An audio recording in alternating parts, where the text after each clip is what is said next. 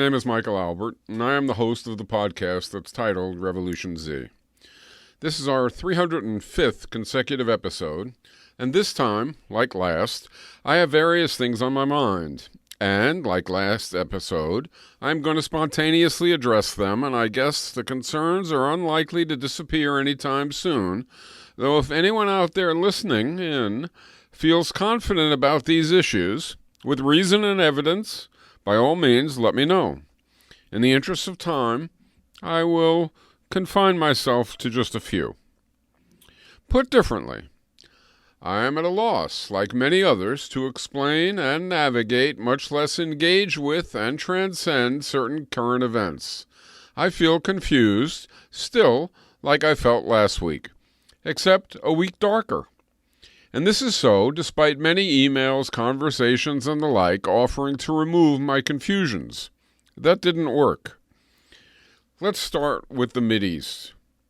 We have in the MIdeast the potential for a cataclysmic war on top of a cataclysmic war or cataclysmic massacre. First, consider Israel.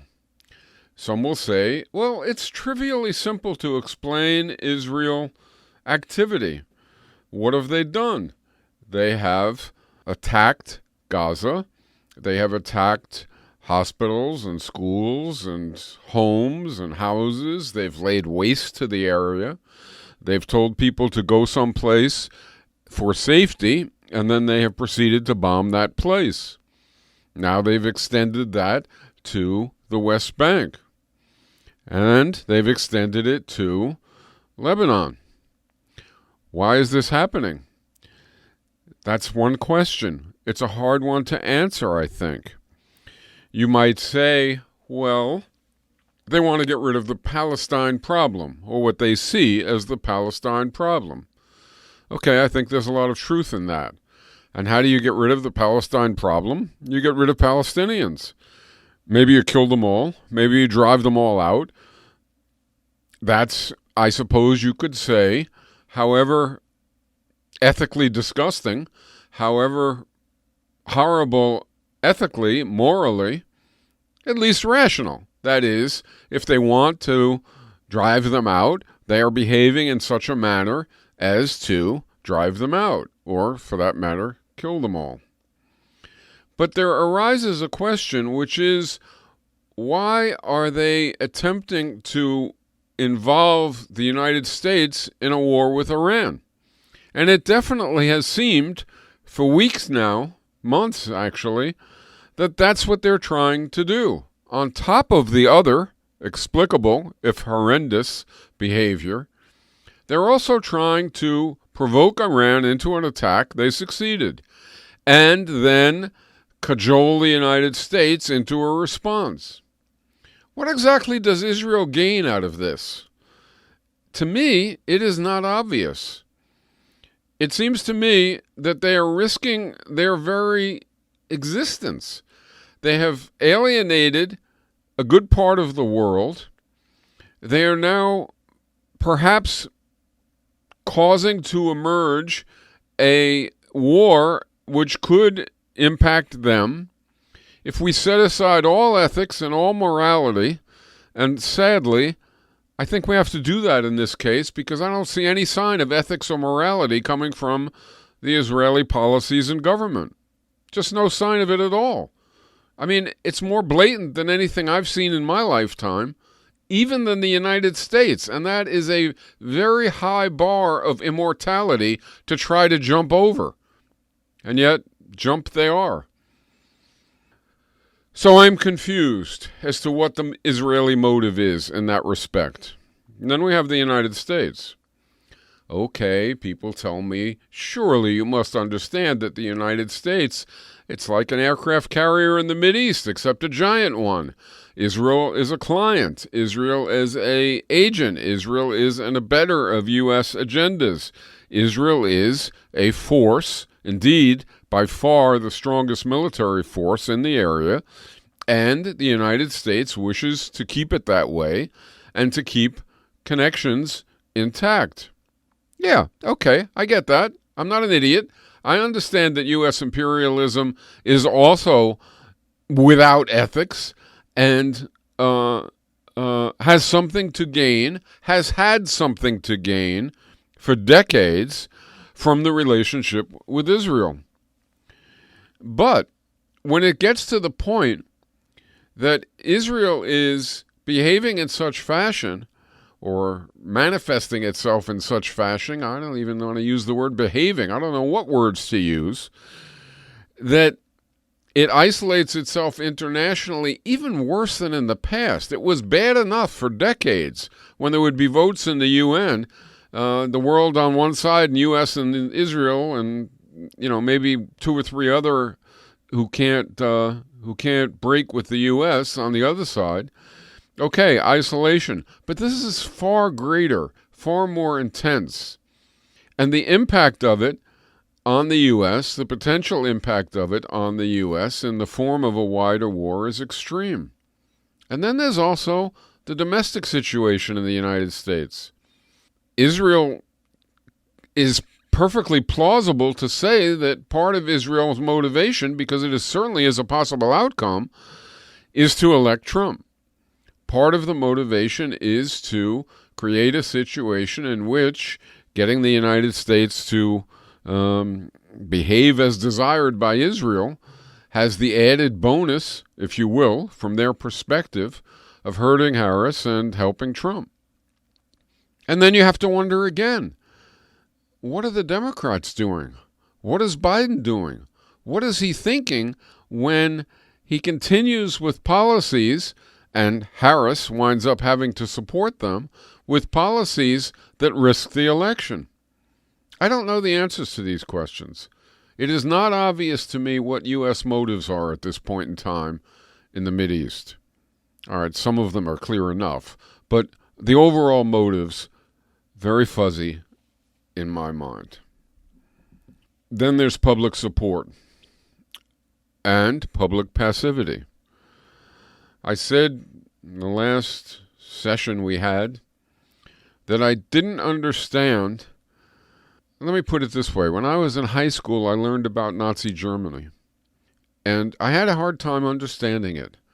I couldn't quite grok. I couldn't understand how could people partake of such activity. How could they abide such activity?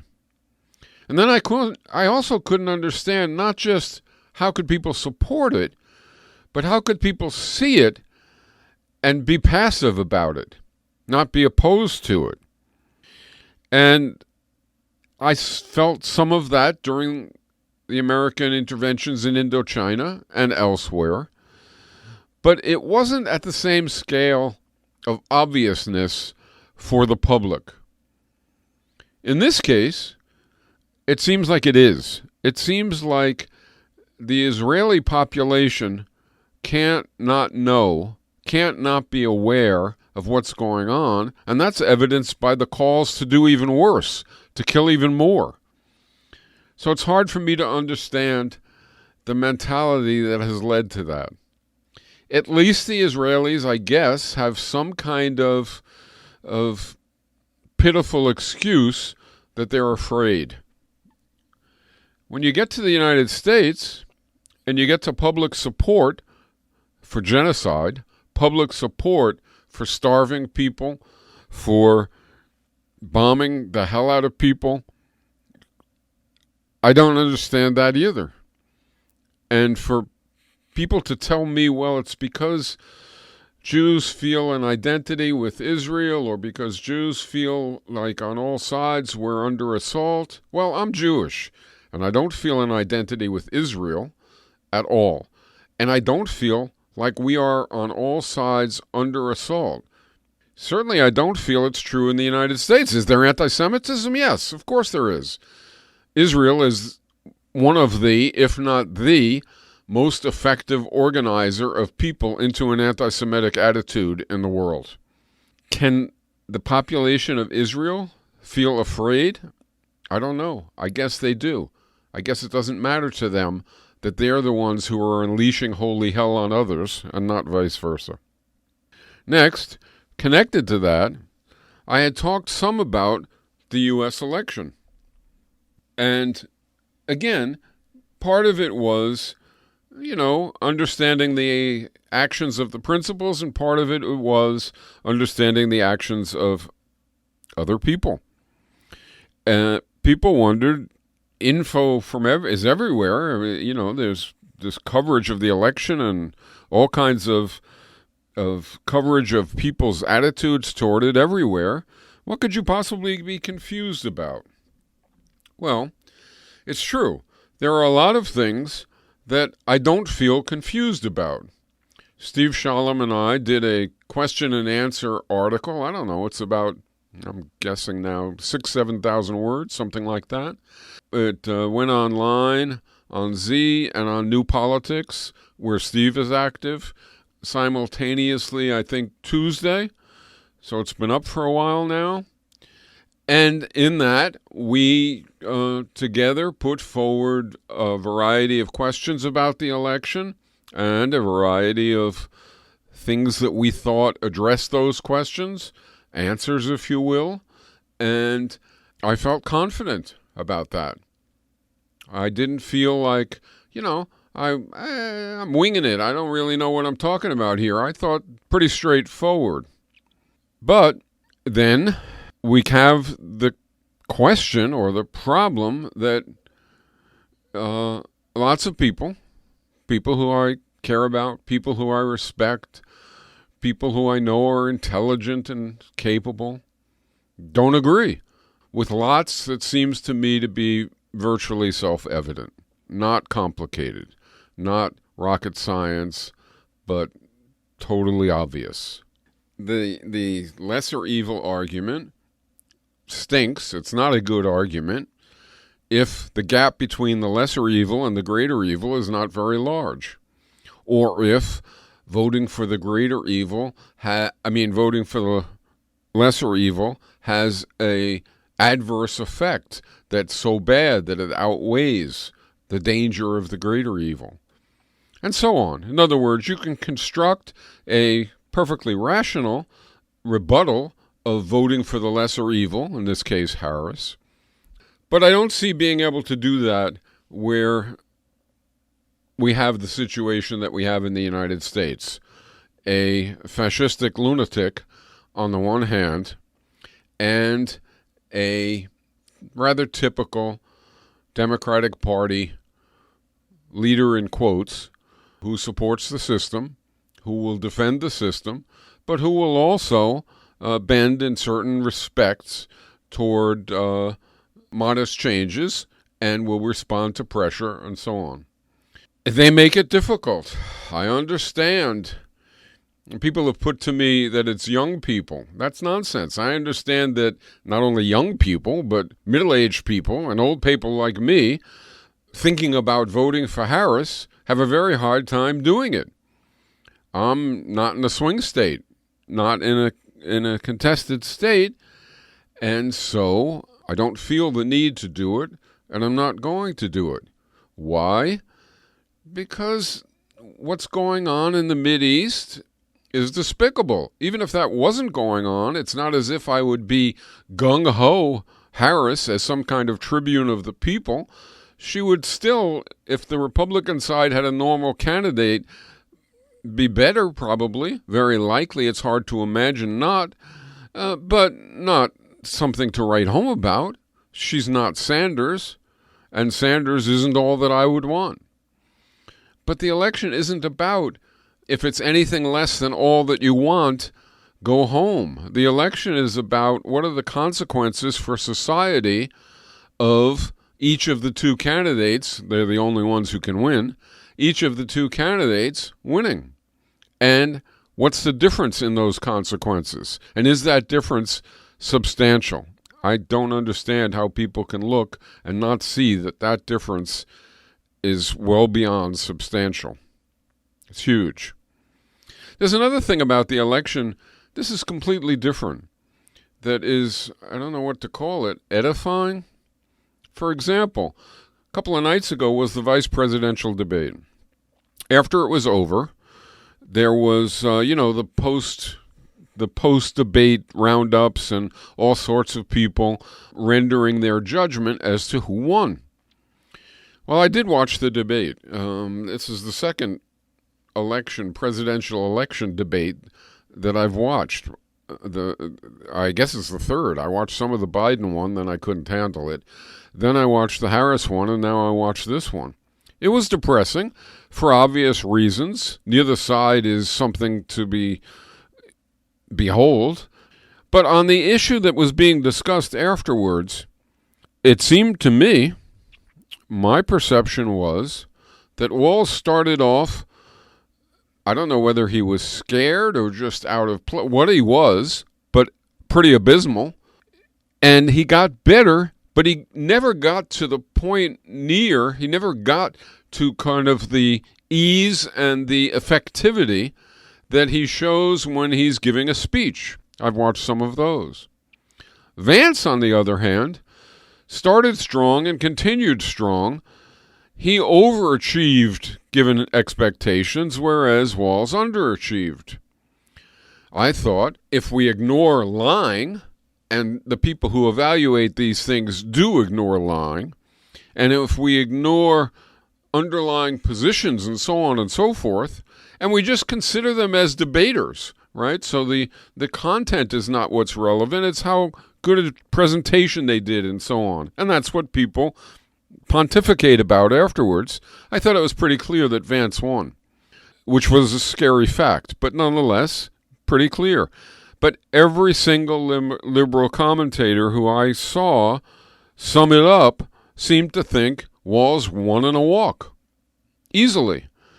It's just indicative of the extent to which people, all kinds of people, are seeing what they want to see and not what's in front of them.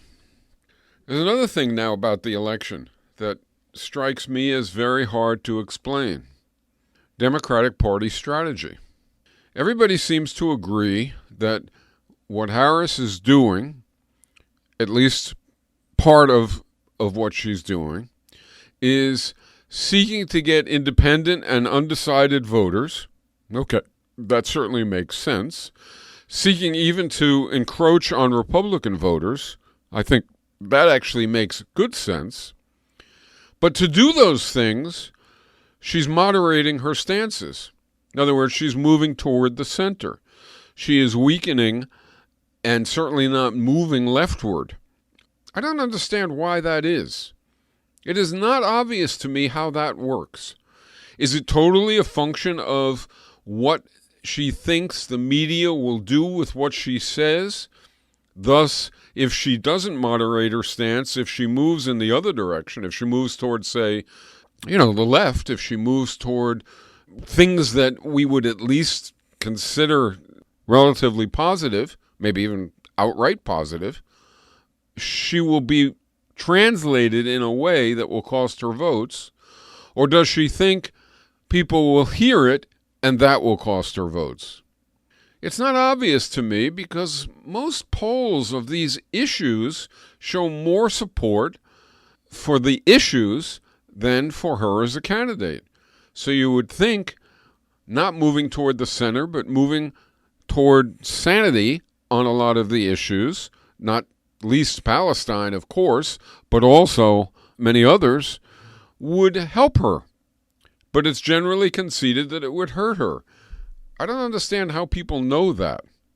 Set aside whether or not it's ethically right or not to be seeking votes by moderating or altering one's message in order to reach a certain constituency, assuming other constituencies will stay aboard. And then there's another part of the election which befuddles me, which is the idea that voting for Stein or West has so much positive implication that it outweighs the negative implication of taking votes, presumably, away from Harris and therefore potentially causing a Trump win. In various swing states, it is conceivable that Stein support or Stein plus West support could be the difference. It is staggering to me that a leftist would think that that's a good use of their time. And what makes it beyond staggering to almost, I don't know what other kinds of words to use, I really don't, is that Stein could get more votes campaigning in New York or California or New Jersey and so on and so forth in safe states than she can in the contested states, in the swing states.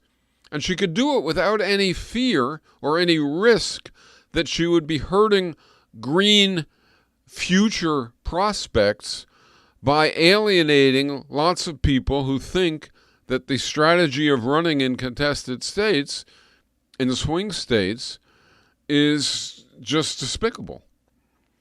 I don't understand why that doesn't cause her, forget the people who are voting for her in a swing state, but why it doesn't cause her to want to vote or to want to campaign more in large states where to vote for her is not to risk Trump, and therefore she has every plausible possibility of picking up more votes per hour expended, I suppose you could say, than she does in a swing state.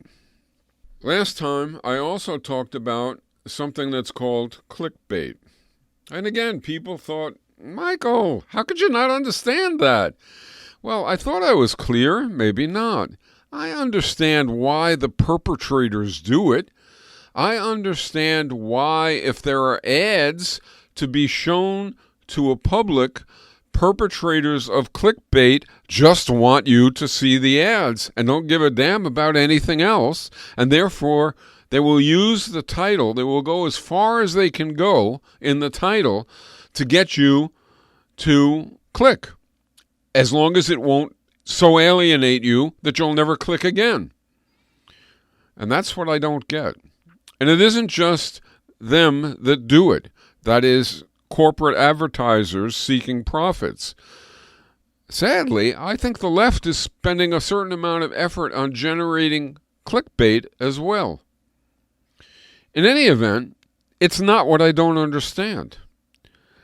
However vile I find it, and I do find it just incredibly vile, it's so out front. It's a bit like Trump. There's no hiding it. If you go on YouTube and you're seeing this array of videos, the titles are almost all clickbait. Oftentimes, the titles tell you something is going to be in the video, and it isn't even there. It may not even be remotely there, or it's there to a very small degree, 1 minute out of 10. It is clear what's going on.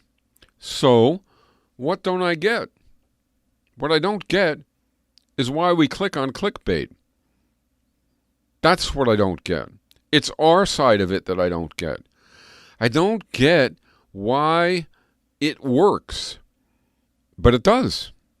And I can tell you, as embarrassed as I have to be to do it, that it does work.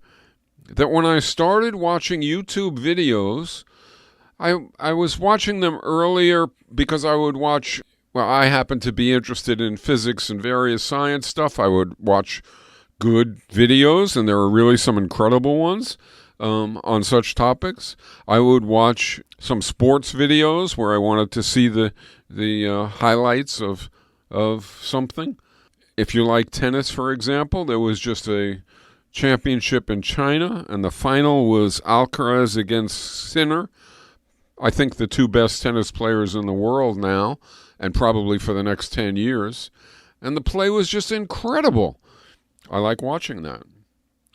Okay, but as clickbait encroaches, it starts to be the case that even those things have an element of clickbait.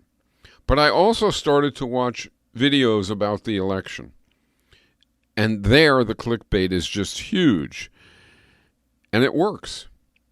I would click on stuff. I would be annoyed. I would click on another one. I would be annoyed. 2 days later, I would click on one. Why the hell am I clicking on this shit? Why do I keep doing it? Is it because I want it to be honest? Is it because they've got a hook in my head? Is it I have no idea. But it's hard not to click. And finally, this time, it's going to be not that long this time, I think. There's the topic of AI, artificial intelligence. I may have mentioned it last episode a little. I don't know. I don't even remember. But I don't think so. It comes up now because of an experience that I had this past week. Steve and I both sent the Q&A. I hope you'll give that a look. We both sent it to various people. And one of the people who Steve sent it to, an old friend of his, had downloaded to his computer a program. It's called Notebook LM. It's a Google product, and it's an AI program. It's an AI large language model project, let's call it. I don't know exactly.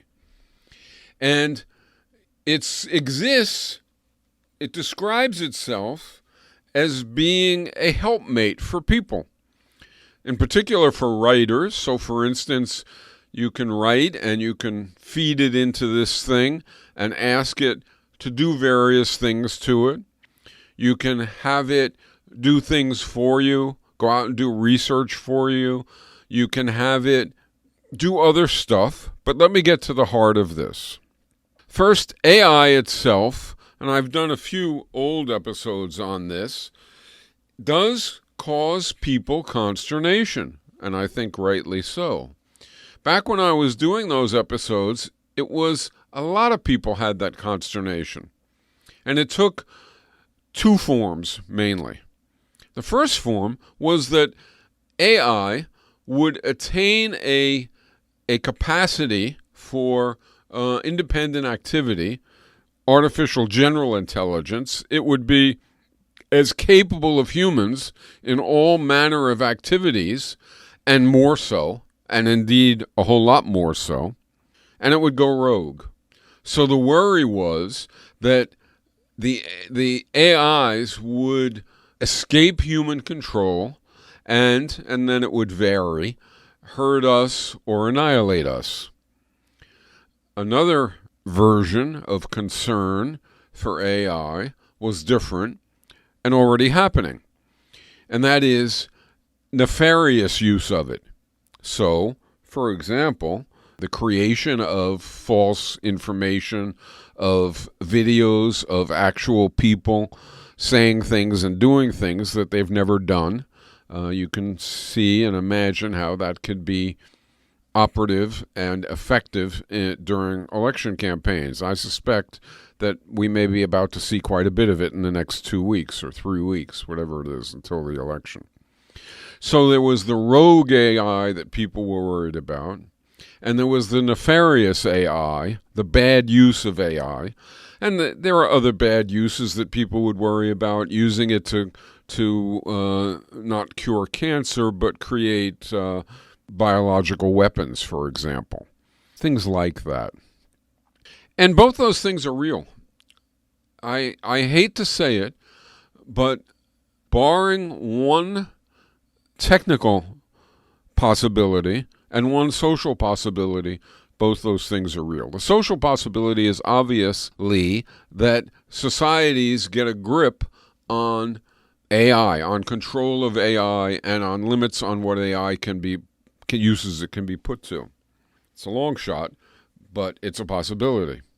The other possibility is that while AI's growth of capability has been incredibly startling and consistent now for a considerable period of time and accelerating, maybe there's a lid. Maybe it will become the case soon that increasing the scale of it, I don't want to get into the technology, but basically think of it as AI as a ton of numbers, and you can increase the number of numbers This isn't precise, but it's ballpark. And you can increase the amount that you trained it on. So the AI is trained on information. And so there's two ways that you can sort of increase its scale: training it on more information or giving it more nodes, we'll call it. And maybe it will hit a plateau and capabilities will no longer increase as we, or as those involved, add to the number of nodes or add new information, or maybe they'll just simply run out of information to add. It's already been trained on virtually everything on the internet. Now it's being trained on all video available and so on. But here's the thing I don't get, because I get all that, and I'll tell you, I am worried less about going rogue, although not entirely. Well, initially when AI was first accelerating due to the large language models, and back when I did some sessions on it, computer scientists, people who were working in the field of AI, put forward a number, I'm not going to be able to remember all of them, but a number of things that should not be done technically to enhance or enlarge AI possibilities without a tremendous amount of preventive clarity and control. So, for instance, one was AI should not be allowed to, on their own, run wild, go free, so to speak, on the internet. They shouldn't be allowed to do that. They shouldn't be allowed to cross all those borders, etc., etc. They are now allowed to do that. A second one was AIs shouldn't be able to program other AIs. You can see where that could lead. That should not be a built-in capability, and it should be blocked. It is now a built-in capability, and it is not blocked. So those two things give some indication that the idea of it going rogue is no longer constraining. It still exists as a criticism, but it doesn't seem to be constraining the people who are working on it, which is worrisome. The nefarious part is definitely still exists as a criticism, but again, there's not very much being done to prevent it. But very few have been critical of it not going rogue and not being used by bad actors, but critical of it when used by good actors and without going rogue. So, for instance, one form of that criticism, which does exist, or did exist in great numbers, and now it is declining even though the danger is still exactly what it was or worse, was a worry about the impact it would have on jobs, on and as a result also on distribution of income and distribution of circumstances. And that still exists, but it isn't being voiced as much, as best as I can see, inside the community of people who actually work on AI as it was earlier. I don't know exactly why that is. I don't know why it is, not least because one of the jobs that's being decimated is programming. That is, computer programming. But there's still another concern, and I find that almost nobody voices this one. And there's where I'm confused. I'm confused why that is. So the last concern is that as AI becomes more and more capable, it will, well, how do I put this? It will do more and more human-like things, and it will reduce what humans do by large amounts to be less and less human-like. And this brings us to the experience that I had this past week. So this past week, Steve sent the Q&A, remember, about 6,000 words, 7,000 words, something in that vicinity, to a friend, and the friend had on his computer the capacity to work with Notebook LM. And that's this new Google program that, as best I can tell, is at the cutting edge in terms of certain kinds of capabilities. And so what this friend did was to load the 6,000 to 7,000 word Q&A into Notebook LM. And that's what you're supposed to do. That's the kind of thing that people using it, and you can go access it, you can look it up online and find Notebook LM and do things like this of your own, are supposed to do. So he put it in. Writers, for example, are supposed to put all their writing in. So somebody like me is supposed to put in everything I've ever written, books, articles, whatever. And then what I've got, apparently, is an entity which not only lets me instantly access even what I've totally forgotten, it lets me sort of cull from it. It lets me do all sorts of things. But back to the Q&A, Steve's friend said, create a podcast using the Q&A and evidencing the Q&A's points. So not critiquing the Q&A, but putting forth the Q&A. Well, it did that. It did it in about 5 minutes. So in about 5 minutes, it took in, I hesitate to use words like read, but it inputted the Q&A. It went through the Q&A, and it developed a podcast. What kind of a podcast?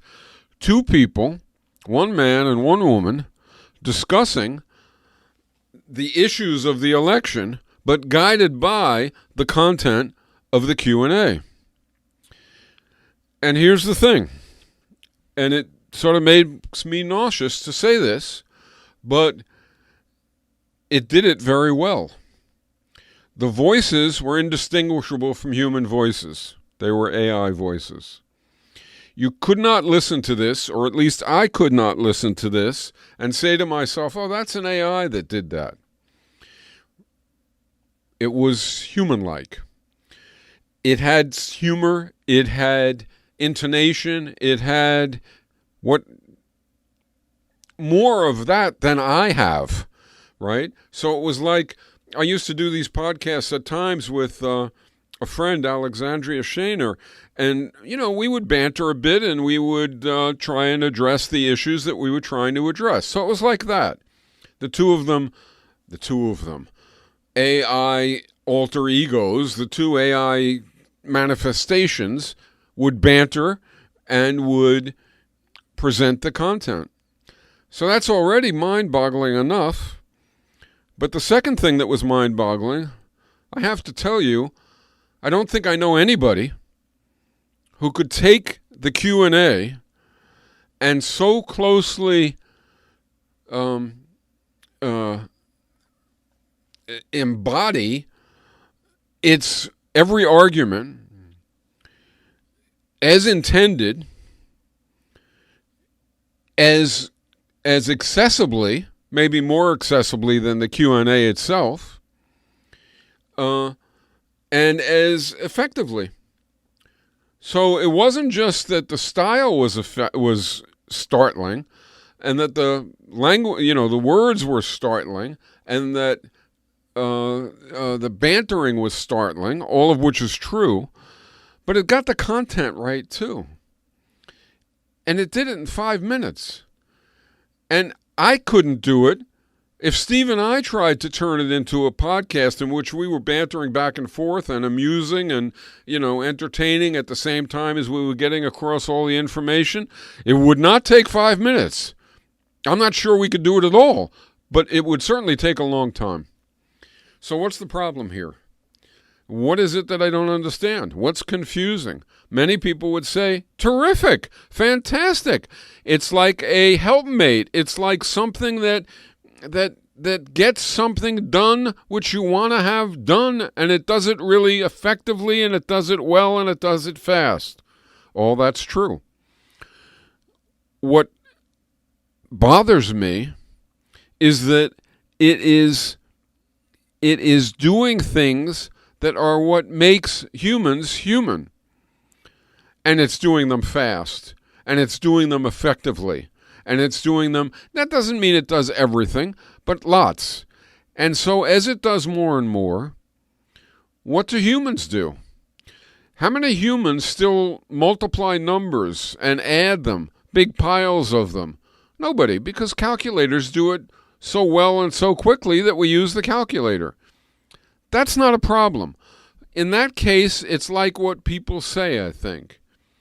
But in this other case, where the AI expresses content for us, where the AI, and it also does things like this, plans our days and weeks for us, where the AI answers all our questions and then starts providing us answers without us asking, and then and so on and so forth, is what's happening that we're becoming more human and the AI is an aid, or is what's happening that the AI is taking over more human functions, the ones that make us human, and we're becoming more machine-like?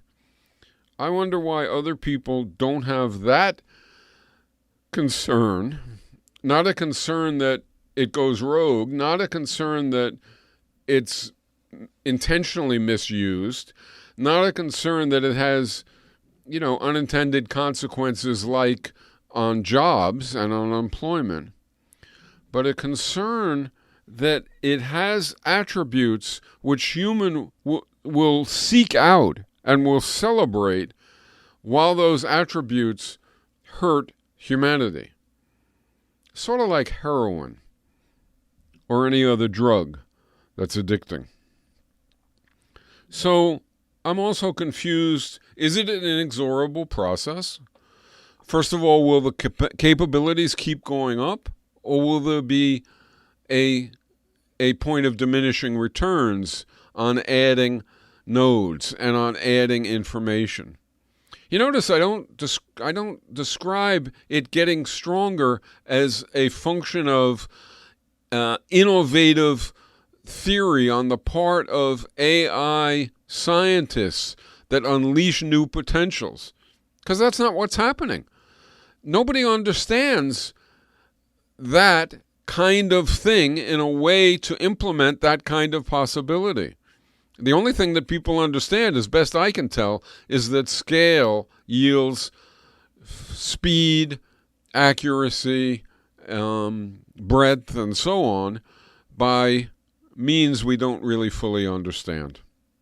Okay, so if people want to explain to me what I'm missing in the MIdeast, what I'm missing in the election, what I'm missing in clickbait, what I'm missing in AI, please do so. I would like to be corrected. For one thing, I would love it to be the case that the correction would be a brighter image than the one that currently inhabits my own view of the situation. Here's how weird the AI thing, notebook.lm, is.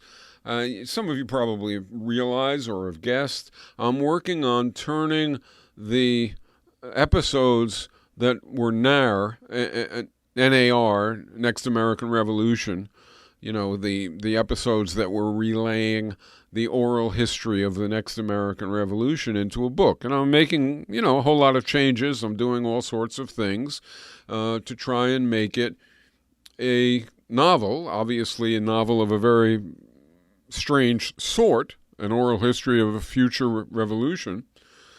And when I listened to the podcast based upon the Q&A, like everybody else, I thought to myself, holy shit, I could feed the, 180,000 words, not 6,000 words, that's a guess, of the oral history into this thing, and you could feed that much. You can feed way more than that. And then I could ask it to do various things to it, things that I can't really do well, talents that I don't have, that maybe it would display. And you notice how sort of well, I don't know. Maybe everybody thinks, great, do it. Do it. We want to read the result. And others may think, good Lord, is that really where we're headed? So, okay, that was all a bit loose. I'm doing this last episode and this one partly to mirror what I think is probably going on in many people's minds. I'll finish up with this point.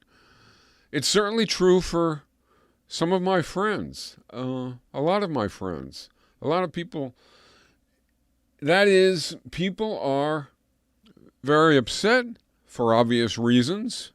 The war in the MIdeast, the mayhem and the human travail and suffering, and also the trajectory of it, and the confusion of it, the difficulty of explaining it.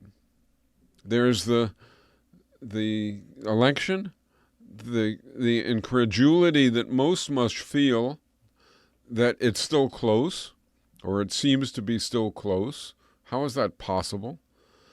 The tendency that people have to say, well, it's possible because half the population is totally fucked up, which of course is more fucked up than that half of the population is, because it's a reaction that is disastrous if one wants to try and make the world any better.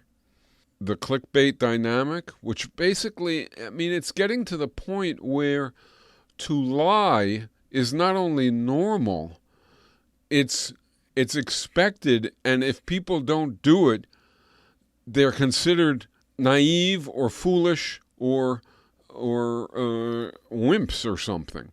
Lying is becoming the way you deal with even daily life, much less, hiding the fact that you've engaged in a crime, you've stolen stuff, or you've I don't know. That's the usual notion of where people would lie, but nowadays I think people lie about almost everything. And then there's AI. Sorry for the downers. Maybe you can lift it up in your response. And all that said, this is Mike Albert, signing off until next time for Revolution Z.